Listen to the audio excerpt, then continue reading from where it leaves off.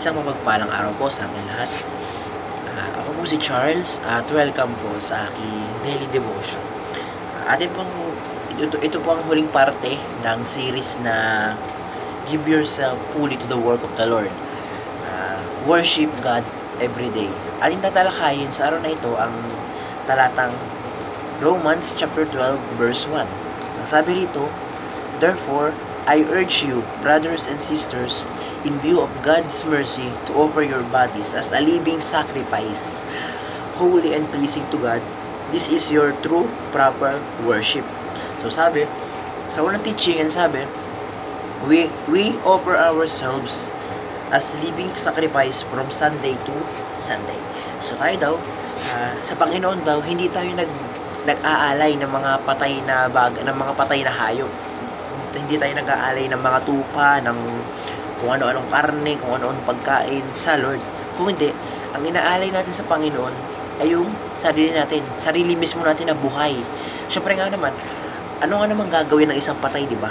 So, tayong mga tao, dapat ang inaalay natin sa Panginoon ay yung katawan tao natin mismo, yung buhay na pagkatao natin mismo. Sabi dito, we offer ourselves as a living sacrifice from Sunday to Saturday. Ibig sabihin daw, ino-offer natin yung sarili natin ng buong linggo, araw-araw.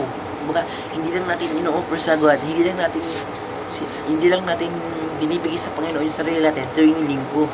Dapat daw inaalay natin sa Panginoon ang buhay natin araw-araw, hindi lang tuwing linggo, tuwing nagsisimba ka, tuwing nagwo-worship ka. So hindi daw so dapat daw araw-araw na natin inaalay to sa Lord.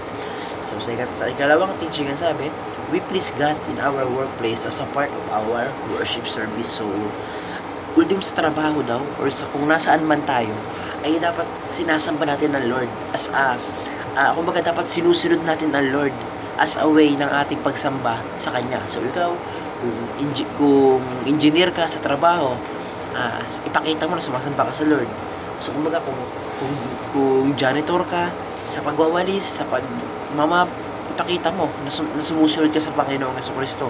Kung vendor ka, kung nagtitinda ka ng fishbowl araw-araw, ipakita mo na ikaw bilang fishbowl vendor, sumusunod ka sa Panginoon. So ibig sabihin dito, we please God in our workplace. Kung nasan man tayo, kung nasan man yung trabaho natin, sinusunod natin ang Panginoon bilang pagsamba sa Kanya. Kahit nasaan man tayo. So sa ikatong teaching, sabi, we train in the church to become godly workers of the Lord.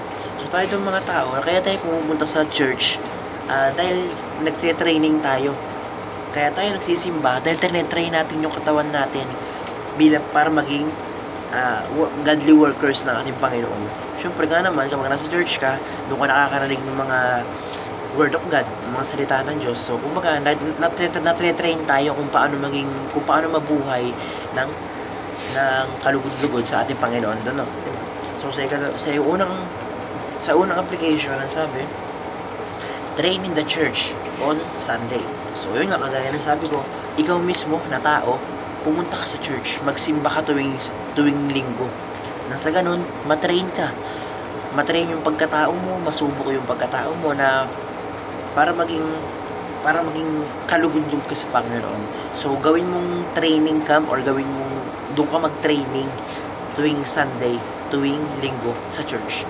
So, ikalawang application, ang sabi, work for the kingdom throughout the week.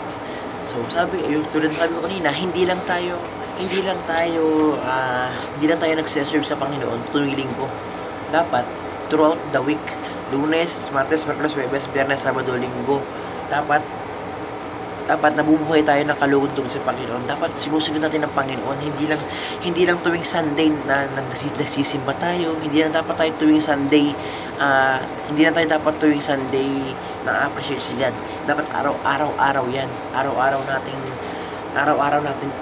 tayong gumagawa ng mga bagay na kinalulugod niya. Hindi lang tuwing Sunday, hindi lang tuwing linggo.